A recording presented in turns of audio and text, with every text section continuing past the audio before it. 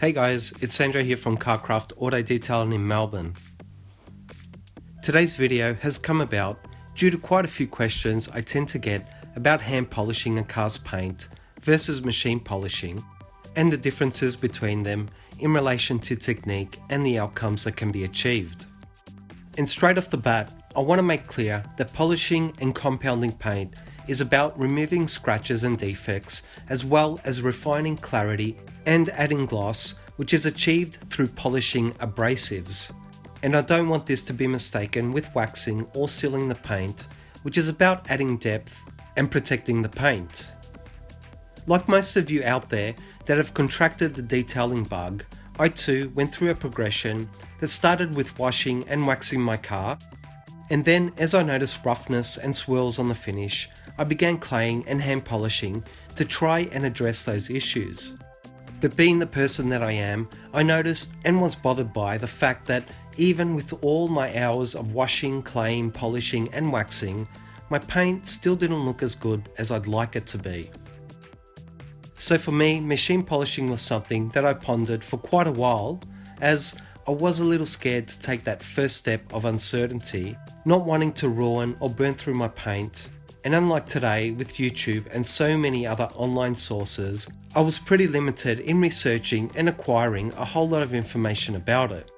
But even more so was my limited options in purchasing a polisher, which was pretty much a rotary driven machine, as dual action polishers were unknown to me and perhaps just starting to enter the marketplace.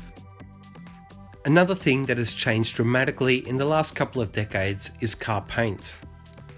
Car manufacturers have moved from using one-stage paint to now almost exclusively using two-stage paint, which I'm sure you're aware is the base colour layer of paint topped with a clear coat that is quite different in its chemistry to traditional paint in that it contains both paint and certain plastic properties that have the benefits of slowing down environmental effects such as oxidation and fading, as well as adding durability, depth and protection for the most part.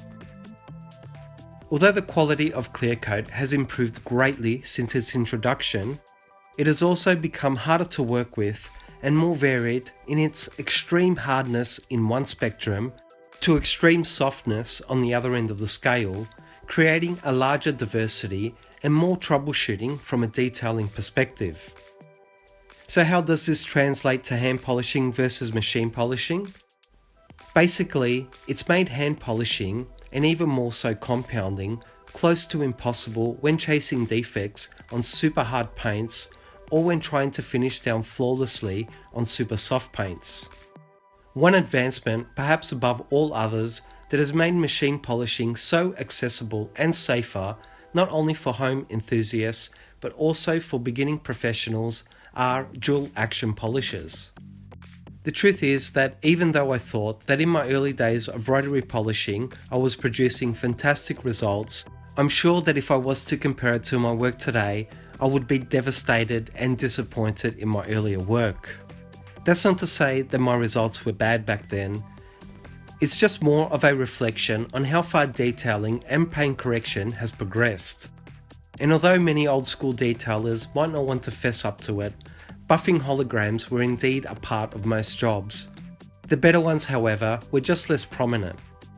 But you can compare that to any industry out there today. What was once accepted in the past is now no longer common practice, well, at least for the quality higher end of the market. That doesn't mean I no longer hand polish or use rotary buffers. It just means I use both of them much less than I used to. They still have their place in my detailing world, but I almost exclusively use rotaries for cutting on harder paint types with heavy defects, and I only tend to hand polish areas that I can't fit my machines into. And even with the introduction of 3, 2 and 1 inch pads and machines, there are still areas that no machine will be able to access, at least not yet. So what are the real differences between hand and machine polishing? First and foremost is consistency. Unlike our human nature and abilities, which tend to vary in consistency quite a lot, machines don't. Once set, the speed, rotation and throw doesn't change in a polisher. The only variables in that machine's performance is you, the user. But when polishing by hand, you'll find that your speed fluctuates, as does your circular throw of motions, and things like the amount and even your distribution of pressure will be harder to control, especially as you begin to tire much quicker than working by machine. Another important difference is time. When I'm polishing a tiny area by hand, like a door handle well, I'll usually spend about 10 minutes on it to achieve the result I'm after. That area is less than 1/100th of a car's surface, and I still break a sweat on it. So trying to both remove defects through compounding and then refining the paint through polishing by hand would take longer than I care to imagine. One important factor as well are the compounds and polishes themselves. Generally, there are two types of abrasives found in these products. Firstly is SMAT, which are super fine abrasives that don't break down as you polish the paint but keep their consistency and grit throughout. The other are DAT. These begin as larger abrasives and then through polishing they begin to break down into smaller abrasives to refine the finish. The issue with both these technologies is that they are generally engineered to work with machine polishing, in the way that SMAT abrasives require a consistent even coverage and pressure to achieve a nice uniform finish, and DAT abrasives require a bit of time and even pressure to break down consistently, refining the finish. What this means is that when trying to polish a whole vehicle by hand, it's a real battle to make the most out of these compounds and polishes that, like it or not, and their labeling aside, do require a machine to get the most out of them. I hope this isn't coming across as me being anti-hand polishing, because really I'm not. In many cases, you can improve the overall look of your car's paint with a hand polish. It's just that I have and do continue to use both methods regularly, and there is just no substitute for machine polishing in the right hands. But I also want to stress that machine polishing, particularly in the wrong hands, can do more harm than good. And a perfect example of this is an inexperienced budget detailer with a rotary in their hands. They can take your car's paint to a fraction of its life and give you added swirls and holograms at no extra cost. Hand polishing may not achieve a truly professional finish, but at least in most cases, it won't permanently ruin or diminish the paint. So let's talk about hand polishing techniques and products on certain paint types. As I mentioned, paints do vary quite a lot, so depending on the specific car paint you have to work with, sometimes you can achieve decent results by hand, but other times you'll find that you will struggle to make a difference if the paint is quite hard, or you may even find that it looks a little worse after hand polishing if the paint is quite soft. But again, it comes down to both adapting and changing up your products and techniques to suit that specific paint type. If you're trying to remove defects by hand, a compound used with a microfiber hand pad will usually be more productive and effective than a soft foam pad. Circular motions with some decent pressure are really needed for most mid to hard paint types. And a conscious effort to stay as consistent as possible in your motions, coverage and pressure is vital to achieve a nice uniform finish. And just like machine polishing, you really want to tackle small shoulder length sections at a time, rather than attacking a whole panel at a time that actually turns out to be less productive and produces inferior results. It'll also usually take quite a few attempts and passes to achieve a good result. And just be aware that any area you compound will need to be followed up by polishing to refine the finish. On softer paints, you should ease your pressure, stick to foam pads, and avoid overworking the paint to help reduce heat, which is the main reason why softer paints are harder to finish down on, as they further soften and become sticky with heat. When polishing by hand, foam pads tend to give a better finish, and less pressure is also needed to refine the finish. It really is best to give a section a few light polishes rather than a single heavy one. And just be aware of the specific product's abrasives.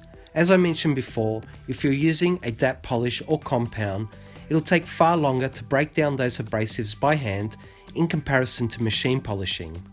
So ultimately, you will need to polish for a longer period than you may have initially thought. But even with SMAP-based polishes and compounds, if you don't evenly apply them for a long enough period by hand, you will produce a poorer finish, or at least limit the potential quality of work that can be achieved. So just as a reference point to the car panel I'm correcting in this video, it's a medium to hard paint, which is actually quite an ideal paint type for hand polishing. And as you can hopefully see, the quite severely damaged paint is being drastically improved by a hand polish. I'm using a Meguiar's Even Coat microfiber hand pad with HD Cut, which is a SMAT based abrasive, so it won't break down or change its cutting consistency. I'm also using quite a lot of downward pressure and small circular motions, trying to be as consistent as possible. I'm giving the area a total of 4 sets of passes with 8 vertical and horizontal passes per set in total, which has taken about 2 minutes per set of passes and 8 minutes total, and it's gotten the paint to the stage where most of the light to medium defects have either been removed or at least greatly improved. As per normal, there is slight hazing that is still present in the finish, which the polishing stage will address. I'm using HD Polish, which is also a spat abrasive, but this time with a foam pad for its better finishing ability. Also, unlike compounding, I ease up on the pressure, and it takes me 2 sets of 8 passes, so pretty much half the time, to refine the compounding haze to a much improved finish. So in comparison to hand correcting the paint, the machine application, as you may have guessed, was far quicker. I also used HD Cut with a microfiber cutting pad and a 3-inch polisher to keep things as consistent as possible for this comparison. It took me 2 sets of only 4 passes in each set, so really a quarter of the total passes and time to achieve similar results. The polishing stage was again done with HD polish and a foam pad, but only 1 set of 4 passes was needed to refine the compounding stage and restore gloss and depth to the finish. So I'm hoping that the results are showing through on video, that ultimately, with all things as even as possible, the machine corrected paint is showing a greater amount of defect removal, as well as a noticeable superior finish with increased clarity and depth of shine. Hand correcting took approximately 12 minutes in this small area, whereas machine application took about 3 minutes. So really, overall, hand correcting took about 4 times as long, with a reduced amount of both defect removal and quality of finish. But it's not all bad, as I'm sure you'll quite obviously see that even hand polishing can produce great results if your method is on point. The greatest difference, apart from the end results, is time and effort. On average, this sort of 2-stage polish usually takes me about 1.5 to 2 days for most cars. Times that by 4 and I'd be looking at 6 to 8 days to achieve similar results by hand. And quite honestly, I don't think I have the stamina to survive that increased manual labour. More realistically, a 1-stage polish is something you can do by hand without wearing yourself into the ground or taking a week or so to complete. But unlike the directions that are printed on many polishes for hand polishing applications that tell you to rub it in and wipe it off, which is more how you'd apply a wax or sealant, polishes need to be worked in thoroughly, and for most paint types, somewhat aggressively by hand if you really want to achieve decent results. I'll also repeat again that this is more of an ideal paint type to polish by hand. So just be aware that you may need to test and play around with some of your products and techniques to address other more tricky paint types. My last word for this video is that no one can or should force you into their own personal beliefs. I think I've been pretty transparent in voicing my preference to machine polishing. But ultimately, if you're happy with both the process and results you're achieving by hand polishing, that is what really matters. I hope this video was helpful, or at least interesting for some of you out there. Please like, comment and subscribe to show your support. Thanks for watching, and I'll see you in the next video.